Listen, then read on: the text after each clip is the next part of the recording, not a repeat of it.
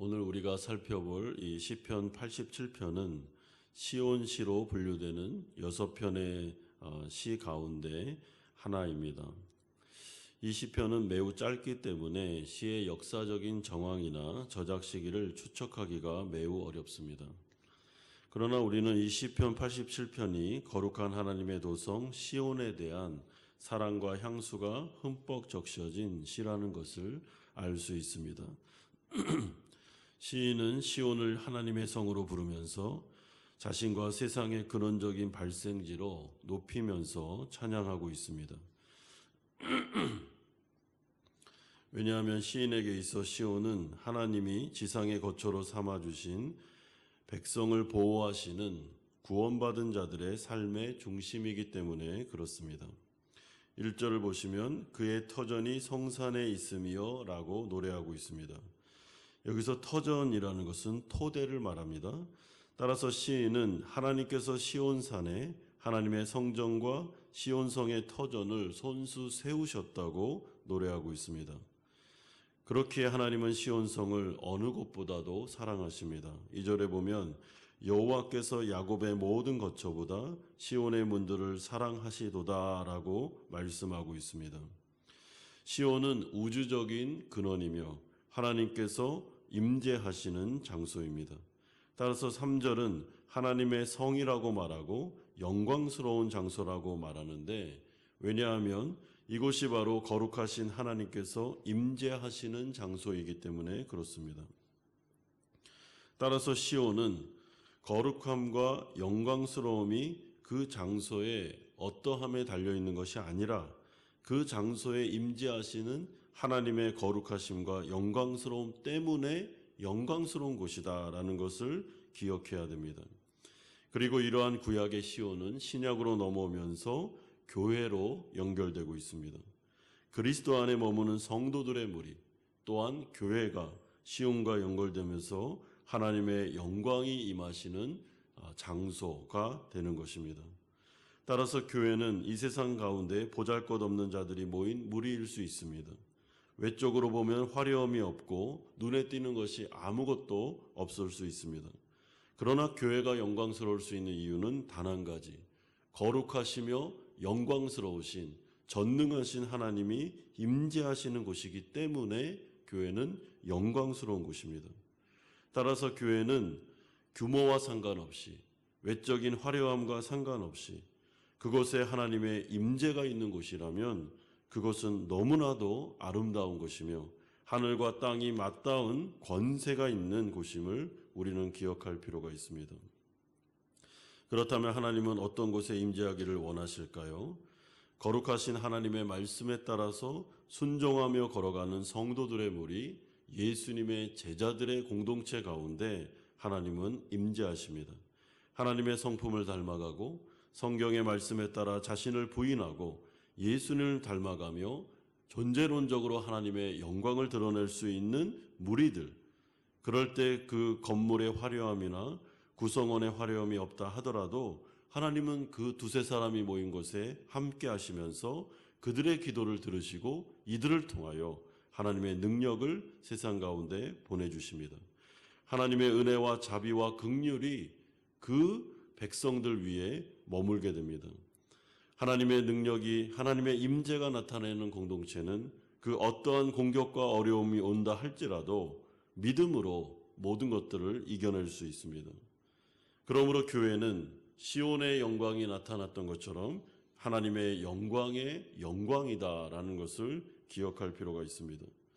따라서 교회에 속하는 것, 겸손하게 신실하게 그 한두 사람이 모이는 그 무리 가운데 속해서 구원을 이루어 나가는 것이 바로 성도들이 해야 되는 일임을 우리는 기억할 필요가 있습니다. 따라서 교회 없이 개인적으로 신앙생활하는 것보다도 더 어리석고 더 위험한 일이 없습니다. 아무리 보잘것없는 곳, 그리고 문제가 많아 보이는 곳이라 할지라도 여호와께서 임재하시는 공동체, 하나님이 함께 하시는 거룩한 시온, 교회에 신실하게 소속하여 우리가 신앙생활을 해야 됩니다. 그러면서 시인은 4절을 통해서 갑자기 라합과 바벨론을 언급합니다. 여기서 이 라합이라는 것은 이집트의 별명입니다. 그리고 바벨론은 이스라엘을 괴롭혔던 잔인한 정복국입니다. 그리고 두루와 구스도 언급하고 있습니다.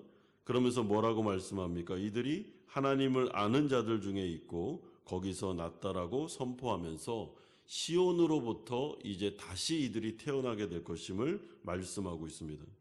따라서 하나님은 이집트와 바벨론을 비롯한 두로와 구스 모든 열방이 다 시온으로부터 창조된 피조물에 불과함을 역사하면서 이제 때가 되면 미래에 이들 역시 하나님 나라 백성이 될 것이고 신실하게 교회로 영입되는 놀라운 구원의 역사가 나타나게 될 것임을 말씀하면서 시온, 그러니까 신약의 교회가 바로 이 신앙의 진원지가 될 것임을 예언하고 있습니다.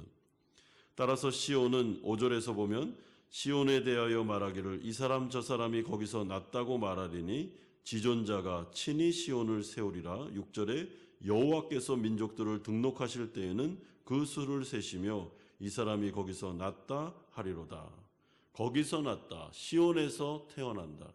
다시 말해 시온, 교회는 온 모든 민족을 다시 태어나게 만드는 모태, 어머니가 될 것임을 예언하고 있습니다. 이것은 이사야서 54장 1절에 아이를 낳지 못하던 시온이 많은 자녀의 어머니가 될 것을 예언한 것과 일맥상통하는 내용이며 창세기 12장 1절에서 3절에서 예언된 아브라함을 통해서 세상 모든 민족이 구원을 받게 될 거다라는 예언이 바로 이 시편의 예언과 동일하게 나타나고 있습니다.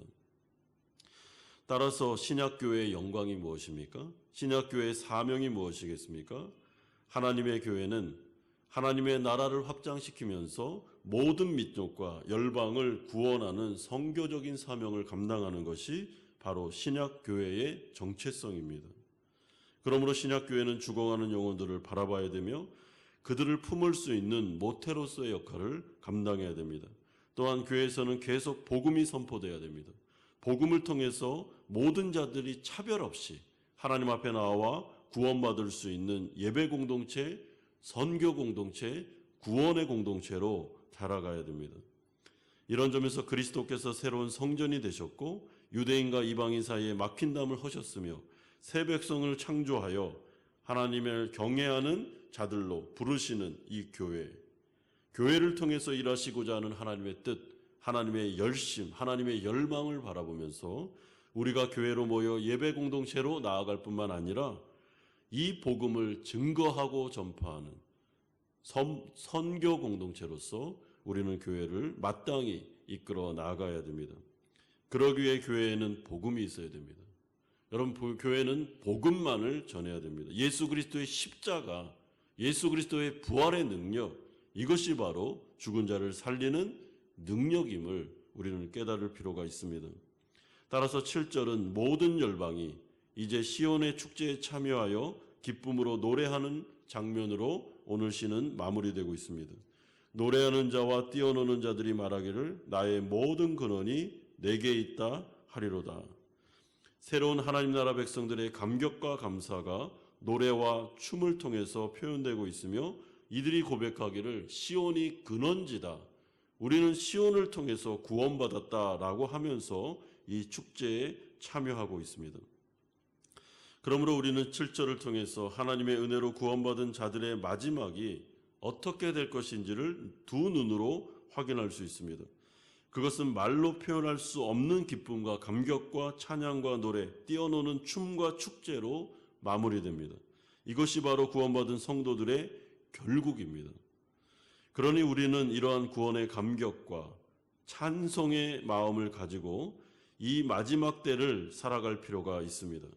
우주적인 미래의 축제를 이끌고 와서 현재의 어려움과 고난이 많다 할지라도 미래에 주어질 그 기쁨을 가지고 와서 끌고 와서 현재를 살아야 됩니다. 불안하고 두려워하지 말고 우리가 하나님 앞에서 구원받았음을 생각하면서 현재 아무리 어려움이 있다 할지라도 성도는 절대로 현재를 생지옥처럼 살면 안 됩니다. 마음속에 두려움과 근심을 미래에 주어질 축제와 기쁨, 구원의 감격을 가지고 이겨내고 하나님을 의지하면서 나아가야 되는 것, 이것이 바로 성도의 삶이며 교회 공동체가 해야 될 일이라는 것을 알려주고 있습니다. 따라서 우리가 매주마다 드리는 예배는 부활을 기념하고 우리가 나중에 받아야 될 그 엄청난 시온의 축제가 벌어질 것을 생각하면서 축제를 연습하는 시간이 바로 예배의 시간입니다. 예배를 통해서 우리는 미래에 성도들에게 주어질, 그리고 하나님 나라 백성들에게 주어질 그 엄청난 구원의 영광을 예배를 통해서 경험하고 체험하고 하나님 앞에 영광 드리는 시간으로 나아갈 수 있습니다.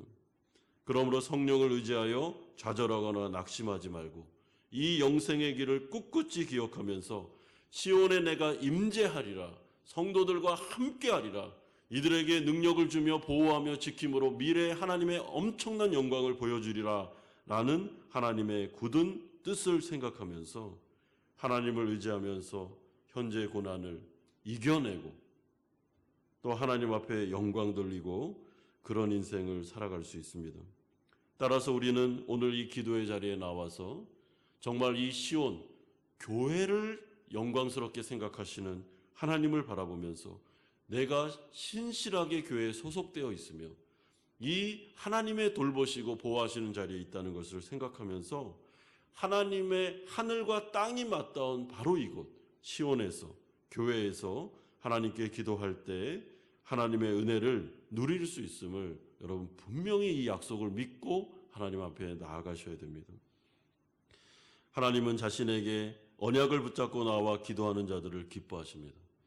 하나님은 교회를 자신의 마음으로 품으시는 분이십니다.